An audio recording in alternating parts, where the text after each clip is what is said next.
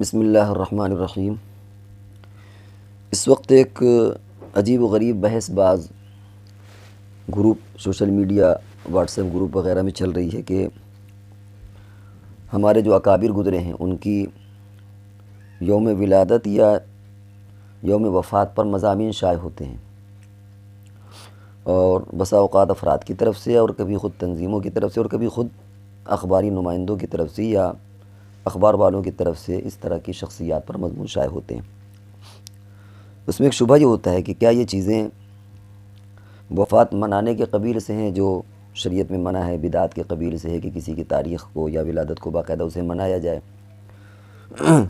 جسے birth day ہوتا ہے، اسی طرح بہت سی اینیورسری ہوتی ہے، وہ چاہے شادی کی ہو یا وفات کی ہو، تو اس کا کیا حکم ہے اور اس کو کس دائرے میں دیکھا جائے، جائز ہے یا ناجائز ہے۔ اس سلسلے میں معتدل بات یہ لگتی ہے کہ ایک تو باقاعدہ منصوبے کے تحت میں ہوتا ہے کسی کی وفات کو منانا، کچھ لوگ جمع ہو جائیں، باقاعدہ پروگرام ہو اور ہر سال ایک برسی کا انداز ہو۔ ظاہر ہے کہ اسے تو کہیں بھی کوئی بھی بندہ اسے جائز نہیں کہتا، وہ بدعت کے دائرے میں آتا ہے کہ خاص اس دن جس دن کسی بزرگ کی یا کسی کی بھی وفات ہو کچھ لوگ جمع ہو جائیں اور سلسلہ وار لزوم کے طور پر باقاعدہ اس دن کو منایا جائے اور کچھ چیزیں یاد کی جائیں، اور ہر سال ایک عرس جیسے ہوتا ہے بزرگوں کا، بعض لوگوں سے عرس اب اس کی شکلیں بدل گئی ہیں، تو عرس نہ کر کے ان کے کارنامے گنا دیے جائیں۔ اس کے بھی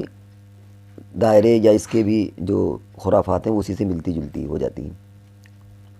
لیکن ایک ہوتا ہے کہ صرف کسی کے کارناموں کو بلسبیل تذکرہ کر دیا جائے، اس میں منانے کا کوئی قصد نہیں ہوتا، اور عام طور سے یہ میڈیا والے لوگ ہوتے ہیں، خاص طور سے پرنٹ میڈیا، وہ اس طرح کے چیزوں کو شائع کرتے رہتے ہیں۔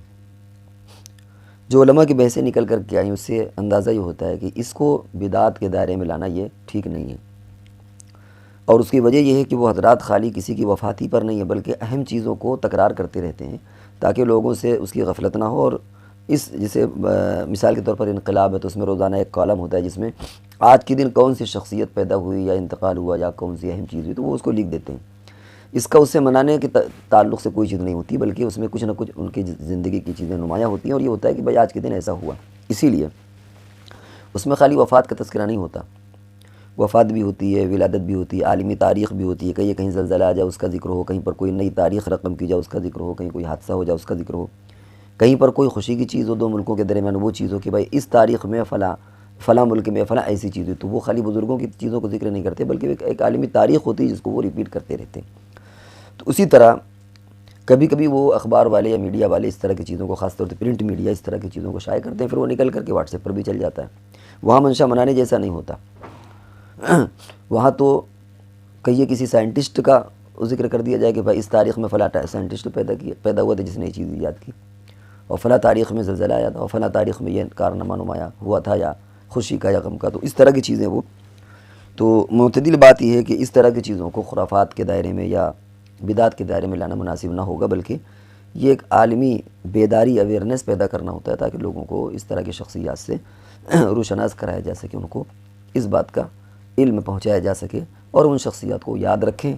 اور ہو سکتا ہے کہ اسی ذریعے سے ان کے اندر کوئی اصلاح پیدا ہو، یا کم سے کم جو ملت تاریخ اسلام کی جو عظیم شخصیات ہیں ان کا کم سے کم اس طرح تذکرہ ہو جائے۔ اس میں نہ کہیں کوئی اہتمام ہوتا ہے، نہ کہیں کوئی شیرینی بڑھتی ہے، نہ کہیں کوئی شروع کے پورے جلسے جیسا کوئی پروگرام ہوتا ہے، ایسا کچھ نہیں ہوتا بلکہ ایک مضمون آ گیا۔ لیکن اس پر بھی محتاط رہنے کی ضرورت ہے، اور بہت زیادہ اسے بھی اسے فروغ دینے کی ضرورت نہیں، لیکن اگر اس طرح کے اخبار والے کر رہے ہیں اور اس کو کسی نے کٹنگ لے کر کے یا کسی چیز یا اس کو لے کر کے اگر وہ سوشل میڈیا پہ آ جائے تو ہمارے اپنے اعتبار سے اور ہمارے کیا جو علماء کی رائے آئی اس اعتبار سے اسے بدعت نہیں کہا جائے گا۔